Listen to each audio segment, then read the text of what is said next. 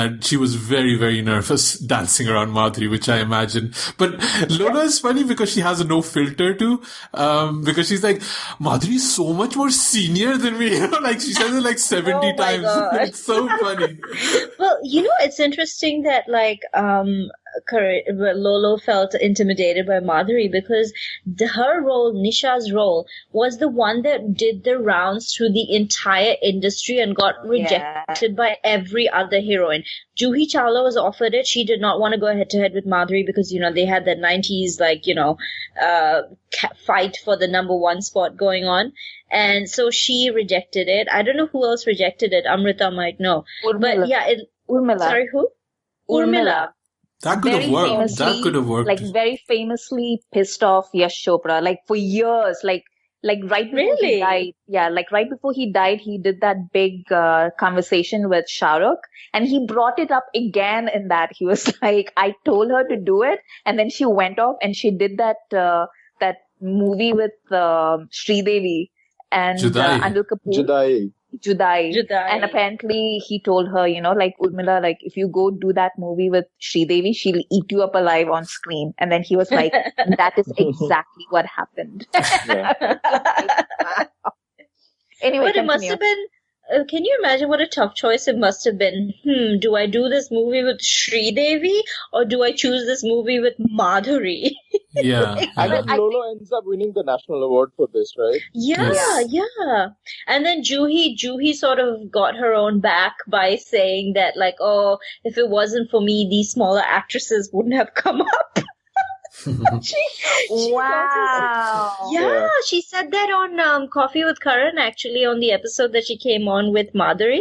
She said, these smaller actresses came up because I rejected these films. She was basically saying what Bebo has said as well, but in a much nicer way. Because, Juhi has this very chirpy way of talking, which makes anything she sound very, positive. And I was also surprised on a few interviews how shady she can be. I was like, wait, this is a side of Juhi I did not know about. Exactly. You would not think Juhi Chawla is like that, but ooh. Yeah. Come on, she was Kiran. So. Oh, by the way, we're using everybody's nicknames. Maybe people don't know, but Lolo is Charisma Kapoor and Bebo is Kareena Kapoor, her sister. By the way, Kareena Kapoor Khan. Yeah. Oh, no. Yeah, she's a Khan now. Okay. But talking about about Lolo, this is also the Chopras completely took the credit for Lolo's transformation, because up until then she was doing all these David Dhawan movies and stuff, right? Yeah. And the way that it started when the marketing of this movie, but post that, every time they mention this movie, anybody from the Chopra camp, the way they talk about Lolo, it's as if she was making porn, and then they elevated her. Oh my God. But she had Jhanjhariya before that. She had Raja Hindustani before that, right? But she for me, when things turned around for Lolo was hero number one. That was the moment. Sona Kitna Sona Hai is that moment where she became Lolo. I think my Lolo moment was Jhanjhariya.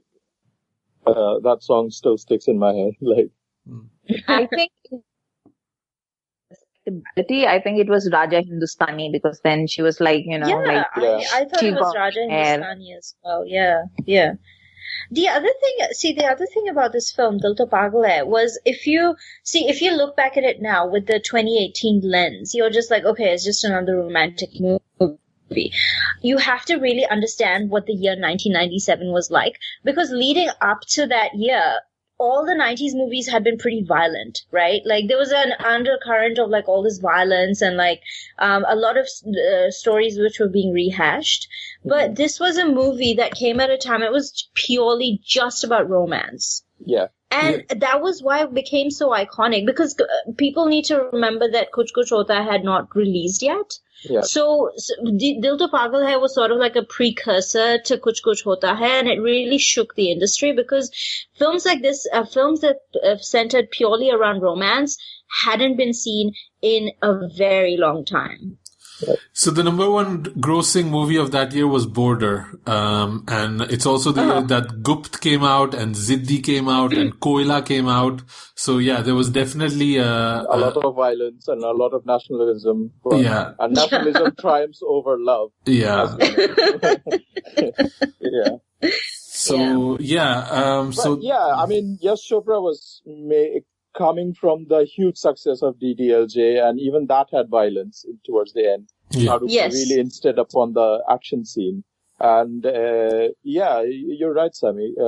This is purely Yash Chopra's concept of yuppie romance in the 1990s, you know. And, I find the Chopras, both Aditya, because I think Aditya Chopra wrote this movie and Yash Chopra directed it. Is that right? Or... Yeah. It's written by does anyone know? Yash Chopra, Ram Chopra, and Tanuja Chandra as well. See, you can tell that this script has been written by a man in the sense that they think this is what women are like. Because if anybody's watched Befikre, the way that Vani's character is written is very much from the lens of, this is what I think women are like. Sorry. I need to cut in because it was actually written by Tanuja Chandra according to IMDb. So I don't want to let you make a point that might not be correct. So the dialogues were written by Aditya Chopra. Screenplay was written by Tanuja Chandra. Okay. Tanuja Chandra, by the way, is Anupama Chopra's sister, for those of you who didn't know. Oh, okay, I see.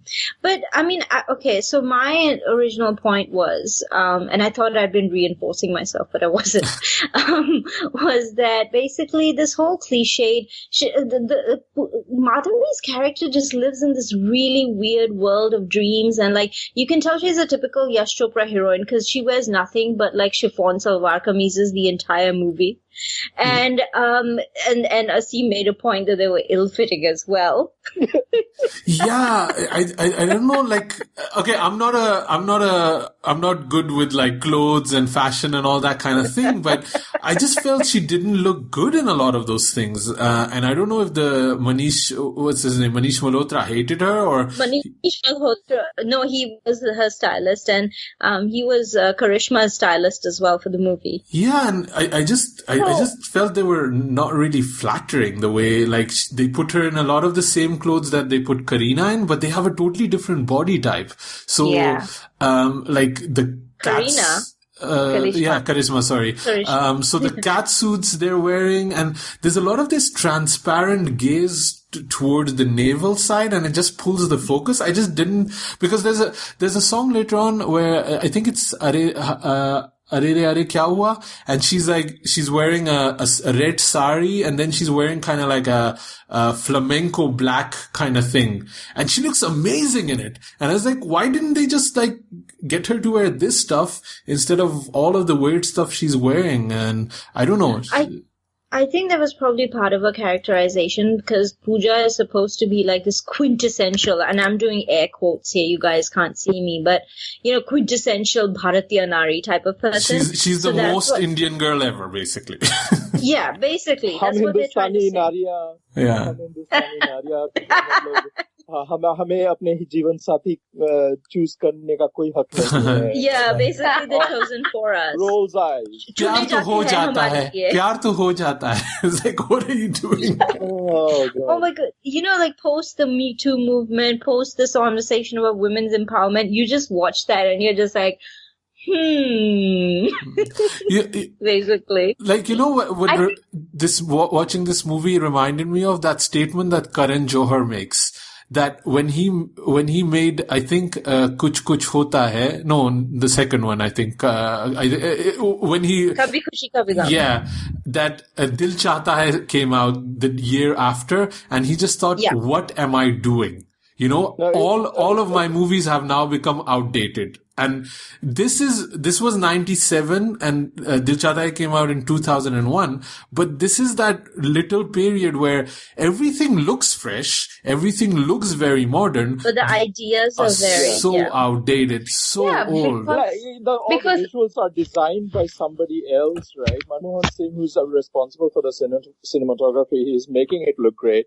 The sets are designed by someone else. The clothes are designed by someone else. And you've got the youth of 97, which is Shah Rukh Khan, Karishma, and Madhuri, playing it beautifully. But the underlying idea is like old as fuck.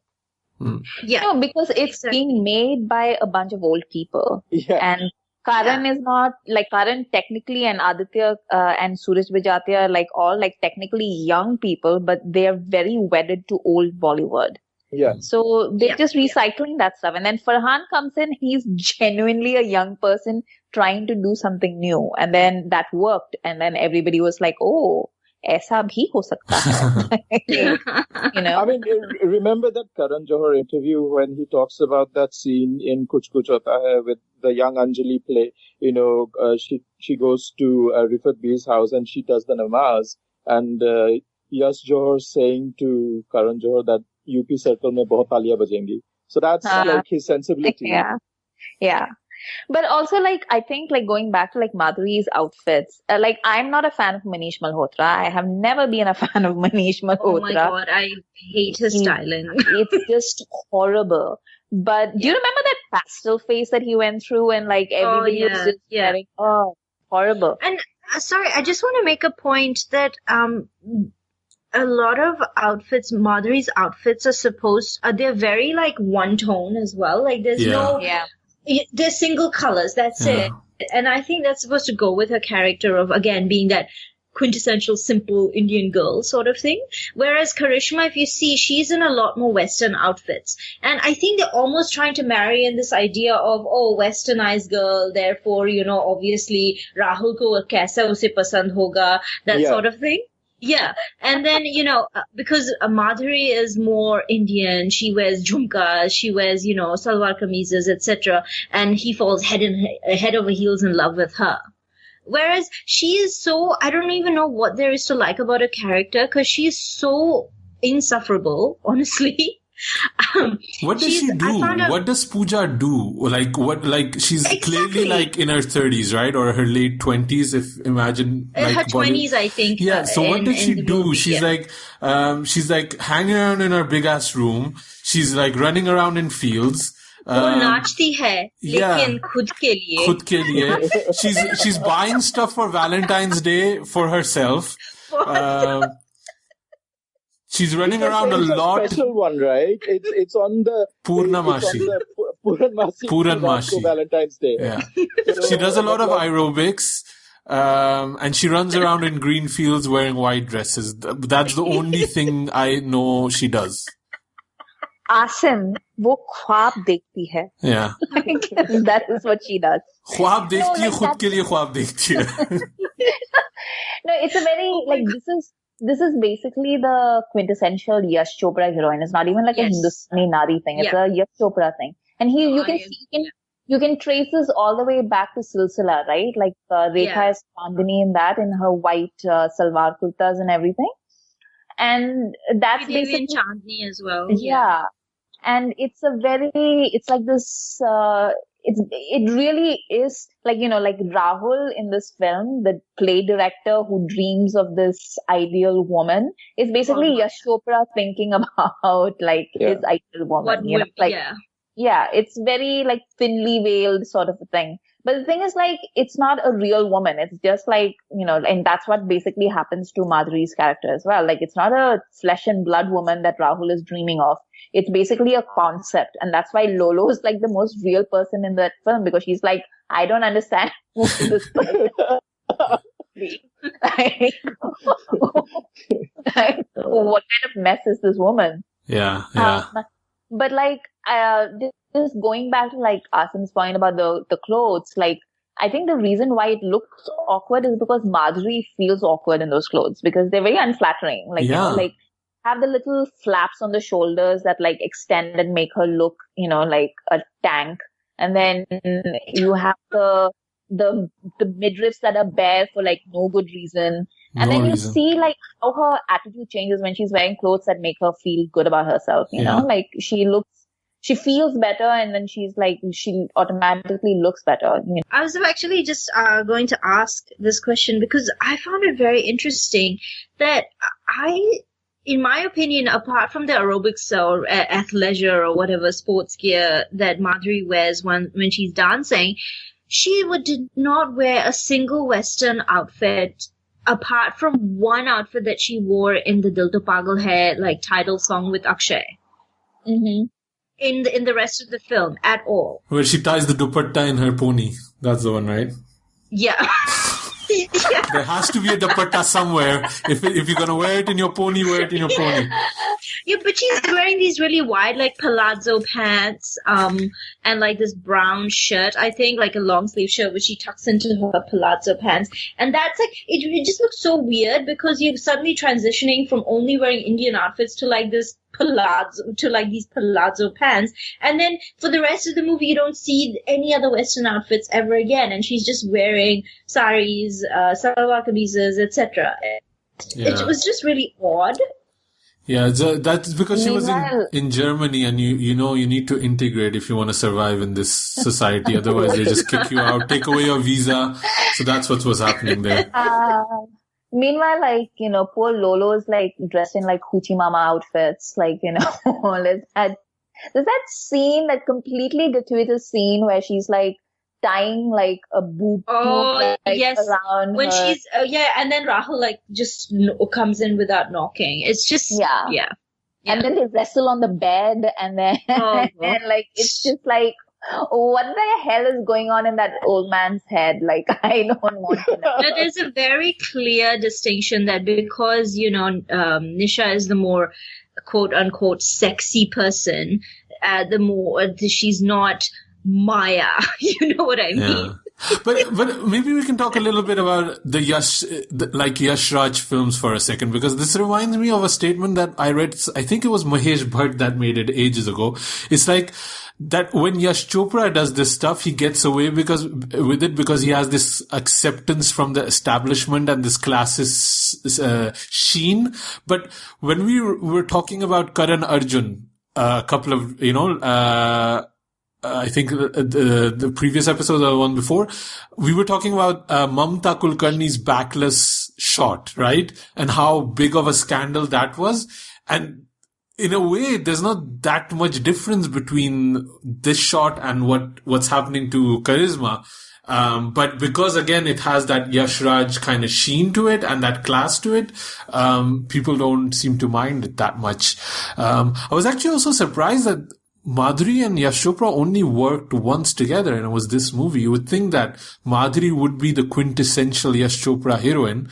And this is also that moment where it meant something to be cast in a Yash Chopra movie. And I think especially for Charisma, this was kind of a validation, because she was doing these Govinda movies and she was a big heroine, but it was a kind of a sense of validation of being accepted by, you know, the elitist kind of cinema that there is. You can almost think of it as what a Karan Johar movie is now. Remember, like, coming back to that Bhumi Pednekar interview with Anupama, is like, oh my God, I can't believe it that Karan Johar would, you know, and he's like, he's become the Yash Chopra of now. There's nobody else like him. So it's just kind of funny. And even Akshay, who had a small role in this, apparently he didn't get paid the way he wanted to by Yash Chopra, and they got into a fight for apparently 11 years, and they never worked together for, I mean, Yash Chopra and him never worked together, but then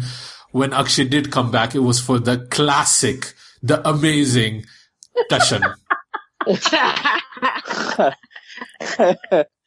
Well, I mean, I find it funny that like Akshay Kumar sort of had, you know, beef with Yash Raj films, because Sunny Deol felt really shortchanged in Dar as well. Yeah. And that was one that Yash Chopra himself directed as well, wasn't it? Dar? Yeah. Yeah. And apparently Sunny Deol was so angry at his role because his role was misrepresented to him when he was given a narration, and then he signed on, and then, as it was in the 90s, the script changed every day. Yeah. So he went to set and he found that his role had been cut short quite a bit, and that the focus was on Shah Rukh Khan. And apparently he was so angry that he was like balling up fists in his pocket, and he had so much force that he ripped a hole through his pockets in his pants. I remember that story. But I always thought that story was a little bit like wishful thinking on Sunny's part, because it was clear from the beginning that, the reason why Amir and a bunch of other people refused to do that role and why it eventually went to Shah Rukh is because he was always meant to be that character. Like, he was always meant to be a big part of that movie. Yeah. And Sunny does get to be the hero. It's not like he doesn't get to be the hero.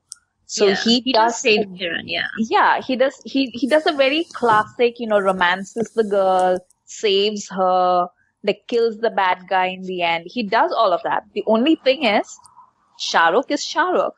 Yeah. And he steals the show. I was just gonna say that Shah Rukh is basically Yash Chopra's Pooja, Maya. You watch the making of, and they're constantly holding hands. I think they generally fell in love, some way. Love is, it's a spectrum. So whatever that spectrum was, they definitely fell in love with each other. They're holding hands. They're constantly very close with each other. They became really good friends. Madhuri spoken about that, apparently during the shooting, she didn't understand a single word that Yash Chopra was saying because he spoke in this very strong Punjabi accent, and he'd to mumble, and he speaks very fast, and she had no clue what he was saying. So he'd give her direction, and then she would look at Shah Rukh and be like, what? And then Shah Rukh would translate. And it's so cute. But yeah, I agree with you. If there was anybody Yash Chopra genuinely loved apart from his own family, it was Shah Rukh Khan. Yeah. So let's talk a bit should we talk a little bit about the music of Dil To Pagal Hai? Because that is kind of the main thing, right? So this was composed by Uttam Singh, who made some really, really good soundtracks in Bollywood and then just disappeared. I actually tried to look and find some, is there some social media presence, or are there any articles about him? And there's nothing. There's nothing on IMDb. There's nothing on Wikipedia. Apparently he was good at playing the violin. And he was part of the original troupe that R.D. Burman played with. So he was part of the string section with R.D. Burman, Basu Manohari was part of the flute and all that section. So all of these people worked together back in the day, and that's where Uttam Singh came into attention for Yash Chopra, and he gave him this project, and this was his ticket to fame. So he used every single trick in his arsenal, and everything just is amazing on this soundtrack. Every single track, maybe except the first one. Ek dusre ke vaste, or whatever. Other than that, Ek duje ke vaste. Other than that, every single track is ace. Yeah, and it's just a shame that he just kind of went away. Although, he has he's produced. I'm reading it on IMDb. He has 35 movies that he composed for. Mm-hmm. But this was kind of his big one, and then it just kind of I think his last big one was Bagban and Pinjar, that came out in 2003, and then pretty much he just kind of went away. He's been doing, looks like to be small budget regional movies. But yeah, I remember this soundtrack being such a massive hit. Every song, like back in the day when the whole album had good songs, right? It's the concept we don't even know or understand anymore, except if people have been listening to the Laila Majnu soundtrack, which is like that. And it has a lot of different types of songs in it. Half of them were choreographed by Farah Khan, which I feel is very clear in the way they've been shot. And a few were done by Shah Magdawar, which are very much kind of Shamak Davar kind of songs, especially Le Gai Le Gai. It seems to be like one of that and like the Bunty Bubbly song, which was, the Bhangra one, Najbaliye, yeah. Those are like, for me, are the two most Shamak Davar songs ever. Because the other one has the ribbons. Lage Lag Jaave from Tal as well. Yeah. Yeah. I love that. Which had a baby Shahid in it. Yeah. Yeah. This had, Legai had a baby Shahid in it, right? Speaking in Tal. Speaking of Farah Khan, wasn't she brought into this movie after Saroj Khan walked out or something like that to choreograph? No, that was DDLJ. No, DDLJ as well. Okay. Like she was supposed to do that big Shadi wala song in DDLJ. The one with Kajol in a Mehndi Laga Ke Rakhna. Yeah. And she pulled out, and then Farah Khan came in. I think this is Pehla Nasha. That story isn't that also? No, that's what happened. I love me first. But Farah Khan got her own back by shading us, by shading her in Happy New Year as well. Yeah, and then she got her feelings hurt. Right? Yeah, and she got her feelings hurt, and she still talks about it, And okay, you know what? I'm actually Team Saroj Khan on that one because Farah is a little bitch for that. Like she knew she was like picking a fight with like some lady that wasn't even working. I was just like, you know what? It just felt unnecessary to even have that sequence. Yeah. I felt like, what was the point of bringing in something that happened like years back? And, you've sort of paved your way to fame and stuff. I mean, frankly speaking, Farah Khan is to the new generation what Saroj Khan was to, the older generation. Yeah. So I would actually argue that she's even more famous than Saroj Khan was because she directs her own films and all that, right? Definitely. Yeah. So that was quite unnecessary. Well, I also have a feeling that Aruna Irani's role was supposed to be played by Saroj Khan, but she didn't show up and Aruna Irani played it. Is this one of the last big films that Aruna Irani did? Didn't she have a lot of Govinda ones? Depends how you classify Govinda movie. I mean, this sort of like glossy A-list movies, like. I feel like she did do like. I exactly can't remember the last time I saw Aruna Irani after. Yeah. My vivid memory of Aruna Irani goes back to Beta. Yeah. Beta was like the big one. Yeah. Yeah. And then after that, I think it was Dil To Pagal Hai, was the big one. And then I don't remember anything else. And she's the reason why Pooja is like that. Yeah. Duniya se bahar aao and all that. But also, okay, so she's like become this dream girl because of Aruna Irani, and then there's like the lady that brought her up also, like Farida Jalal, and I'm just like, what happened? Yeah. Neither women did a good job with raising Pooja because she's clearly crazy and pharik. Like, she has no ambitions in her life. So, if you guys had to choose like one song from the entire soundtrack, which one's your favorite? Sammy, maybe you can go first. Oh my god, this is such a hard choice, but I think Le Gai Le Gai. Le Gai Le Gai, oh, odd. No. Ooh. I don't know, I mean, there are no wrong answers, obviously. Yeah. Le Gai is kind of a wrong answer. No, I'm joking. Oh. No. I'm joking. Look, I mean, it was like Karishma's solo song, because Madhuri hogged every other song. Yeah. Yeah.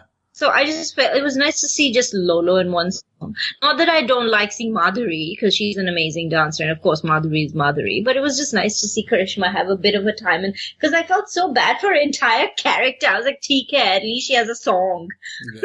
Yeah. What about you, Amrita? I think Dholna is like probably like one of the most romantic songs that I've seen till date, but also like Koi Ladki Hai is like the cutest, right? And also I remember when I first moved to New York like many, many years ago, and I was feeling homesick, so I would just put in like all these movies that I'd grown up with. So I'd watch like Kuch Kuch Hota Hai and Dil To Pagal Hai and like all these movies and just watch like at night. And my friends would join me and they were all potheads. So they would get high and they would watch these movies. They would all be like, wow, like what's happening? They were like super invested in the ending of Kuch Kuch Hota Hai, by the way. Like, she better not marry that other guy. like really mad when they thought that Kajol would marry Aman. But in Dil To Pagal Hai, which is that the song, is it Arere? Like Arere, yeah. Where they're doing they're cooking and stuff, and like their ghost spiritual selves, yeah. Can I just touch on that song for a little bit? Sorry, I'm sort of digressing, but only in a Yash Chopra or Yash Raj film would you have two people who have never met each other. Oh, sorry, this was the Pyar Kar song, yeah. Only in that song would you have two people who have actually never physically met each other before feel each other's presence. You know what I mean? It's just like by the way, Bachchan, like having telekinesis in Oh, like basically I went back like this time and I counted, and it's like they start sensing each other around the half an hour mark. And then you actually took notes. Yeah. It's like Magadhira, right? It's like Magadhira. Everything is like Magadhira. and like the balloon flies as well. Like Shah Rukh is throwing the balloon and it flies into Madhuri's room. And then around the 45-minute mark or something, they like talk to each other on the phone. And then it's not until like an hour and like 15 minutes or something that they actually meet face to face. It's insane. But yeah, so like I was like watching this this film, and Arere came on, and they were all like zoned out and watching it, and then one of them turns to me and goes, "Wait, why are they like doubles?" And I was like, well, like the colorful versions are them in like real time, and then like the white versions are their souls, and then they were like, their souls are talking to each other. That's even deep for a high person. Like, yeah, this one we cannot blame on the movie, Amrita. This is clearly the White Widow talking. I mean, it just blew their minds. They were just like, this is amazing. Like for like a year, they would like reference it, like until I moved out of that like housing. They would all be like, man, do you remember that time when their souls were talking? But do you, like, this is a trope they repeated somewhat in Mohabbatein as well, with Shah Rukh and Aishwarya. Yeah. Except she was like a literal ghost in that. She was a literal ghost, yes. For me, it worked. It worked in Mohabbatein and it worked here. I thought it was kind like, especially here, I felt we'd never seen it before. I just thought it was quite an inventive way, and it really, because the song for me isn't great, Arere Are, so I think the visuals kind of take it to a bit like a higher level. So it really kind of worked for me then, actually. What's your favorite song, Asim? Bholi Si Surat and Chak Dum Dum. Yeah. Chak Dum Dum. Oh, Chak Dum Dum. Sorry, go on.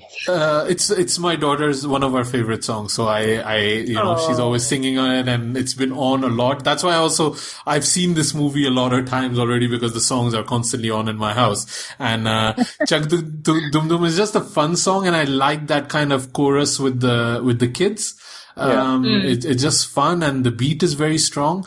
And Bholi Si Surat it just seems so fresh when it came out, like, cause that whole lute playing mandolin thing we'd seen before Shah Rukh do, but that high kind of back and forth.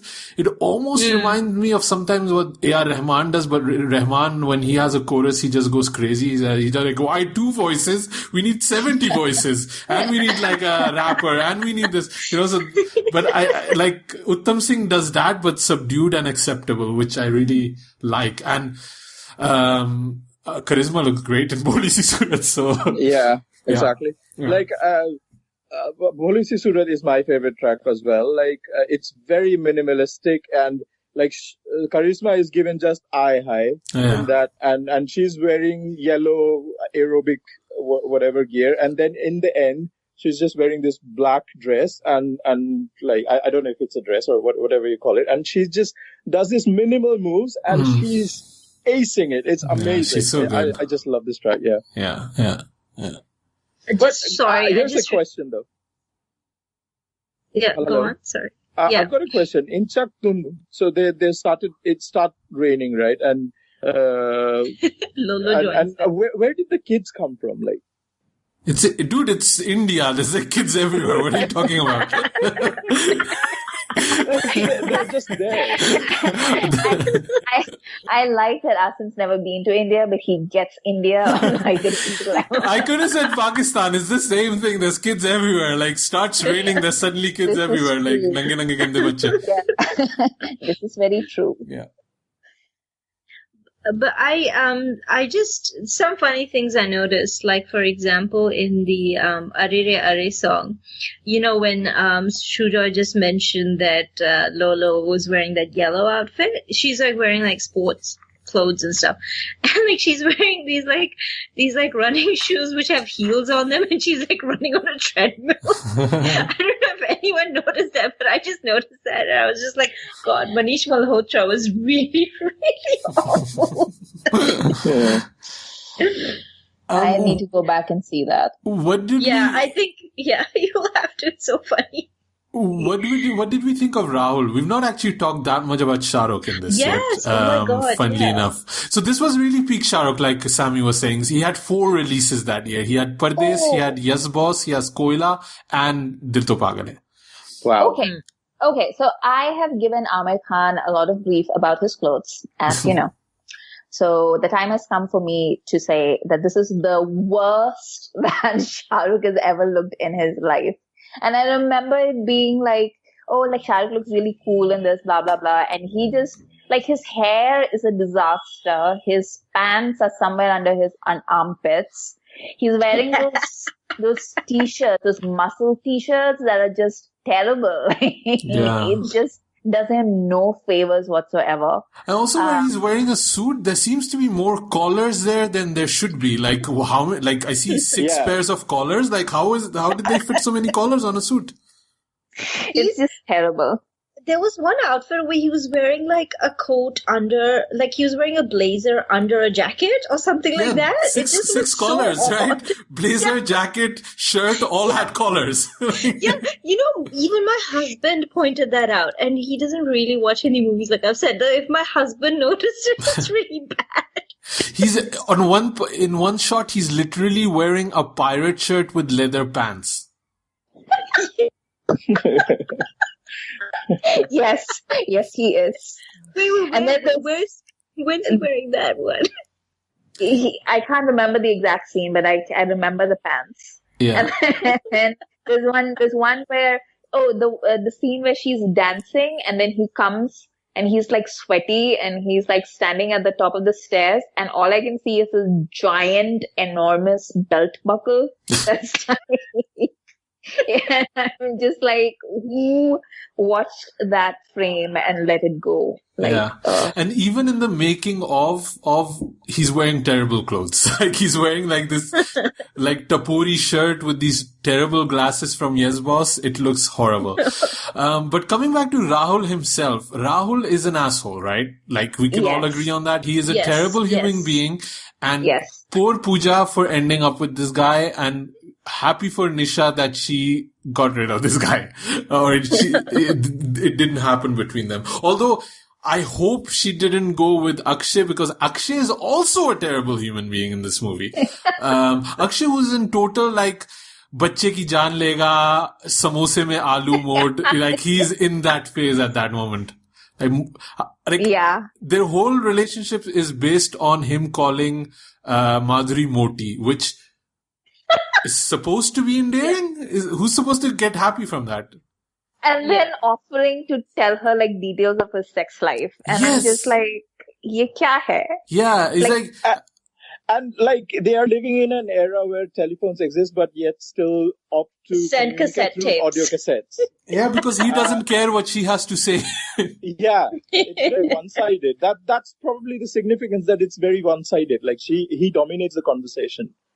Yeah, no, it's terrible, and like he's constantly telling about how many women he's been with and slept with, and he then like ab main settle ho life mein na settle hona mangta, like I'm gonna settle with you now, like you're good, right? And then he doesn't let her talk. He gets his mother involved. He's like showing up and like nobody wants to marry her, so I'll bachpan ka dost marry her. Like dude, these are our friends. She just made friends. She has no friends except that weird aerobics girl that got stuck in arranged marriage. That's her only friend.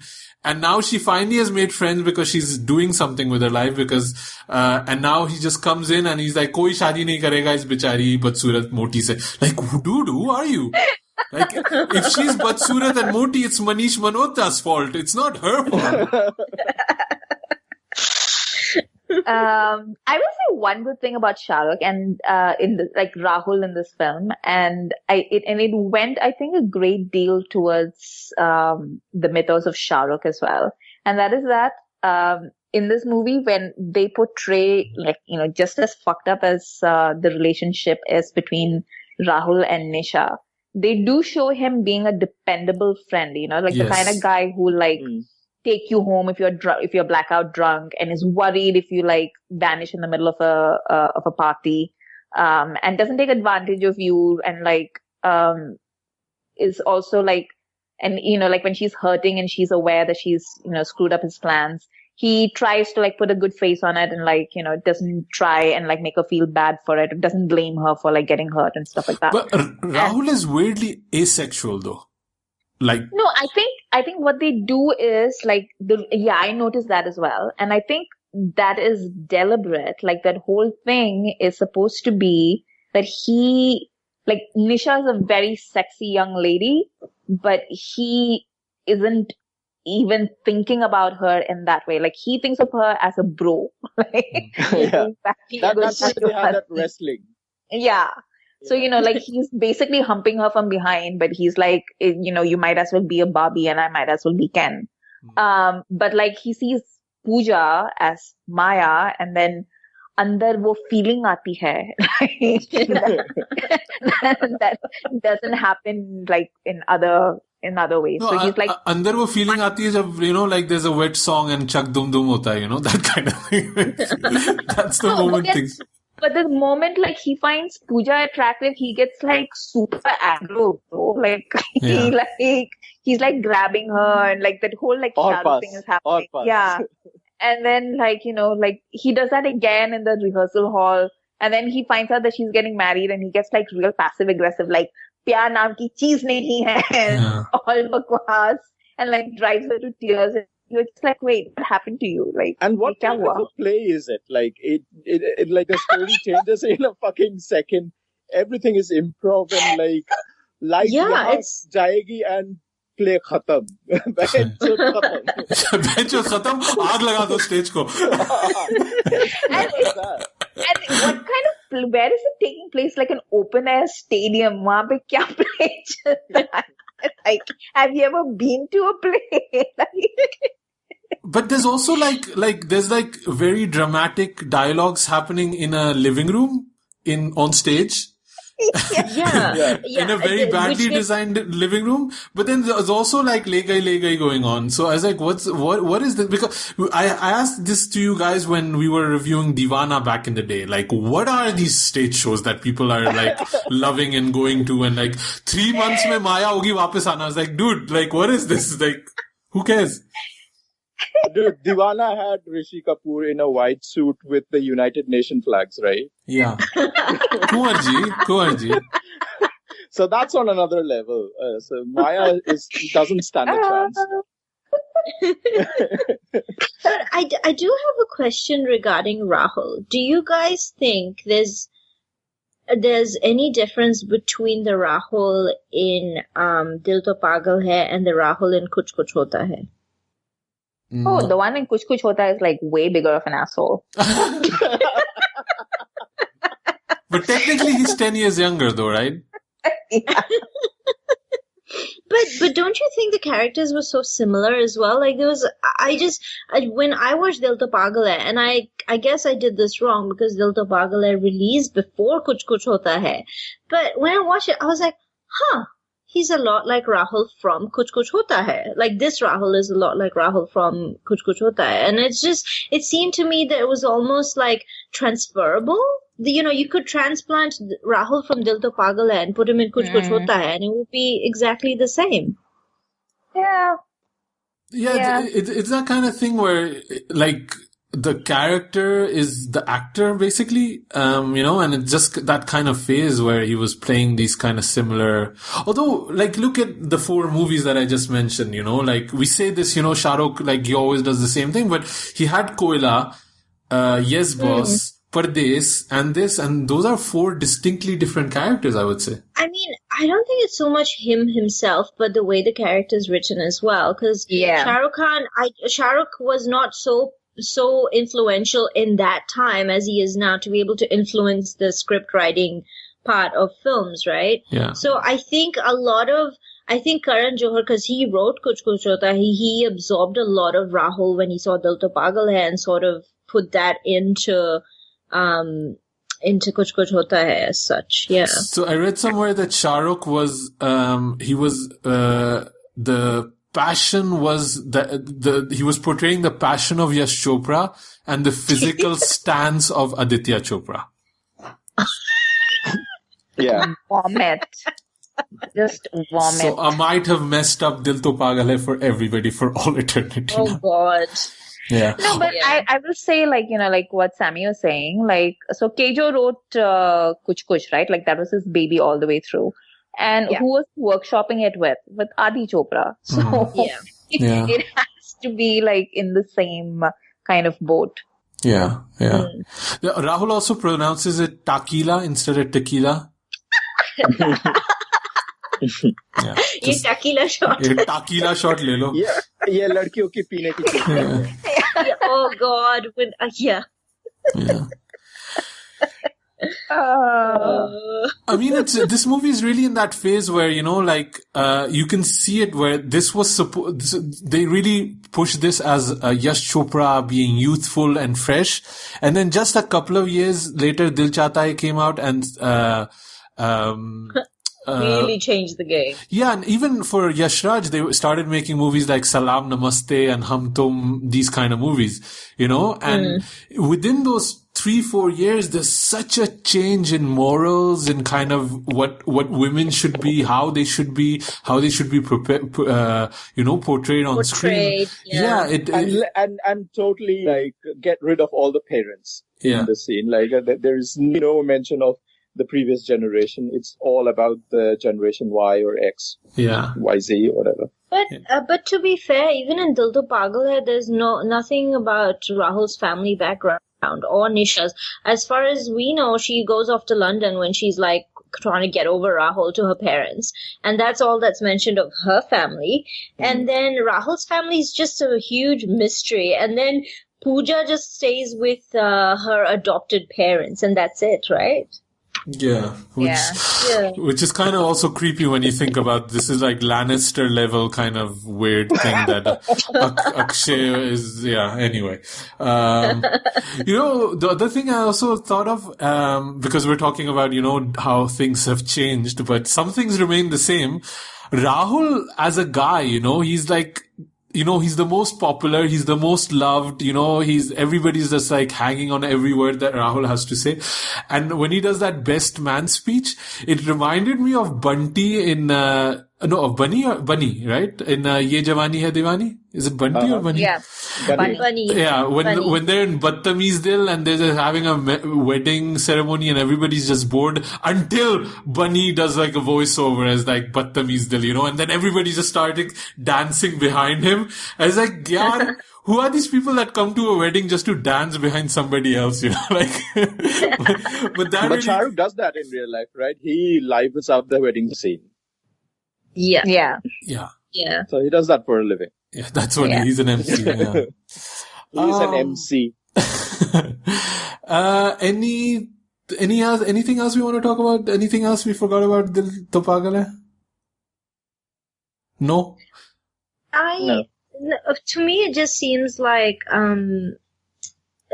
this idea of Maya, of whatever, blah blah, it's sort of evident in Befikra as well, if anyone has seen that. Not so much from the perspective of the ideal woman being whatever, but like Aditya, that was sort of Aditya Chopra's attempt to reconnect with the youth. So I think he's carrying on the tradition of his father in trying to make films which he thinks will appeal to the youth, and you can tell it in the way Vani's character is written. As well, because she's supposed to be she's supposed to be this person who was born and raised in France. She's literally lived in France her entire life, but according to Aditya Chopra, andar se wo ek Hindustani ladki hai. And again, the same sort of thing with DDLJ as well, with Kajol's character, where she was born and raised in the UK. Lived in the UK her entire life, but andar se wo ek Hindustani ladki hai. So that concept of being an Indian girl at heart is something that's very much in, I think it was with Yash Chopra, and that's been continued by Aditya as well. Yeah. And Madhuri is kind of the, quintessential most Indian girl ever in this movie for sure. So, yeah. But, Sammy, you, this was your pick. You had not seen it in 10 years. Did you get something out of rewatching it? Would you recommend it to people, or what are your thoughts, final thoughts on Dil To Pagal Hai? I think I would sort of recommend it to people that are just getting into Hindi films, because it is, at the end of the day, a very iconic Hindi film, but also it is very quintessentially Bollywood as well. Mm-hmm. So I would recommend it for that purpose. But if you're going to watch it for, studying filmmaking or script writing or anything like that, no, I would not recommend this film. Yeah. Amrita, what about you? It's a question. Sorry. How did it, final words on Dil To Pagal Hai, pretty much? Would you recommend people watch it? Or how did you feel revisiting it?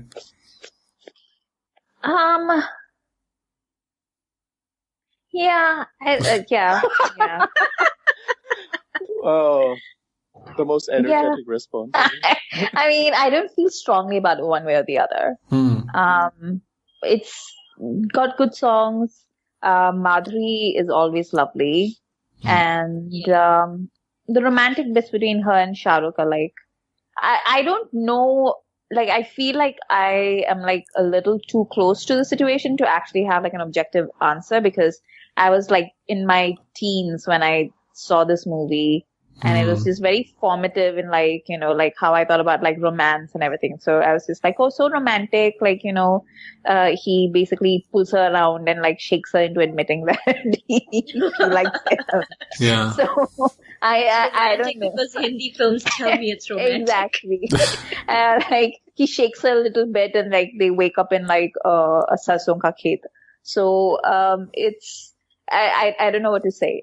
I would say it's at least a one-time watch, and then maybe you should get a little bit of the smoke on, and then you can just watch their souls meet and have your head explode, and then that would be an entirely different experience. Yeah. Sujay? So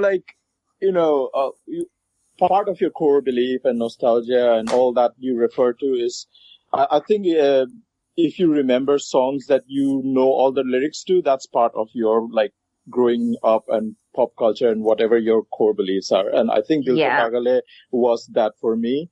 It's not so it's not so rosy and good now when you look at with a 2018 lens, and when I've grown up and not in my teens anymore.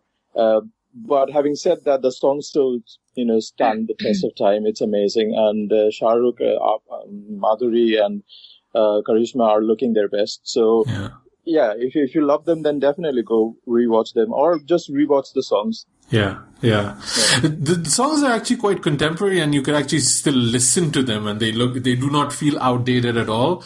I think the kind of the morals and the kind of the template of the movie does seem a bit outdated now, although it was very fresh when it came out. I think this movie really stands on the performances of the women. Charisma is amazing in it. I loved her, even her "Main achhi ladki nahi hu" speech. It really got to me. I felt really bad for that character. And I almost feel we should have a spin-off about her, like, just to know that she landed okay, you know, that everything went fine for her. She became an internationally well-known dancer or something like that. And Pooja, although Madhuri, her character is crazy, she sells it. She sells it. Like, even that she sells. She sells the bad clothes. She sells the horrible character. She's even sells that final speech which is funny because the final speech thing that happens is actually the emotional part is on Madhuri's end, not Shah Rukh's end. But Shah Rukh is like, he just plays like, you know, "Oh, did you not love me for one day, for one moment?" And she says no. And he's like, "That's all I wanted to hear." I was like, "No, you didn't. That's not what you wanted to hear." But anyway, he played that wrong. But yeah, Akshay kind of plays the toughie in his role, and he kind of puts the audio cassette in, and he saves the day. So, but then she does the monologue, and she sells it to me. Like, she has like teary eyes, and, you know, like, वो जब हंसता है तो ये करते हैं, जब रोता है तो वो करते हैं. I was like, I do not feel like that at all about Rahul, but I do believe that you believe that that's what you feel. So that is, I think, you know, a good performance and a good kind of, you know, selling the character in a way. So it looks fresh. It's not fresh. The songs are great. And the women are great in this. I like, for a Shah Rukh movie, I think the other ones were actually honestly better. Like, for him, like, there's even something like more fun and bonkers in Koila than there is in Dil To Pagal Hai, which is kind of, this kind of assholey, douchey kind of, Shah Rukh roles that I don't necessarily like that much, but, yeah. Okay. Mini shout out to the scene where they eventually meet for the first time when, Madhuri is dancing to that short Kathak sequence. It's amazing. It's still amazing today. With the tabla, the drums, and she's dancing to Kathak with the ghungroos, you know, making the sound. It's amazing. Yeah, the dancing is great overall. Yeah. Okay, I guess that's it. Sammy, where can people find you online? And thank you for joining us. This was so much fun, and we'll definitely plan it again that we can get you back on quickly without having, you know, 8 other cancelled shows. Yeah. No, I love being here. Thank you so much for having me, and hopefully, we can come back again. You can find me on Twitter at Lipstick Patrol. That's Patrol with an A. Great, and you're also you also. I also write for Bollywood. Yes, sorry, I forgot to mention. I write for Bollywood, and you can find Bollywood at Bollywood. Yeah, and I think the last one was the Race 3 review you did, right? Oh God, yeah. I don't write as often as I want to. It's just hard to balance everything. But yeah. Amrita, where can people find you? You can find me on Twitter at AmritaIQ. Great. And we will be posting those links to those charities in the show notes. So do check that out. If you have a couple of minutes, it's probably going to be an easy process to make a small donation. I think people can really appreciate that. So Joy, where can people find you online? Physically, you're in Edinburgh, but where are you? I'm on Twitter at @93k. Great. I'm Asif Bernie. You've been listening to Khandaan Podcast. If you like what you heard, drop us an email at youpodcasting@gmail.com. The next few shows are again going to be guest picks, so we'll keep it a surprise, but it's going to be really cool. So hope you guys tune in and listen. And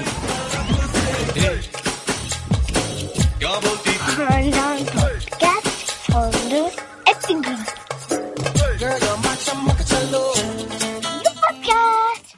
guys, what do you call an Indian sex aid? What? Dil To Pagal Hai. Oh, okay. Nice one. Oh God. And I'm out. Okay.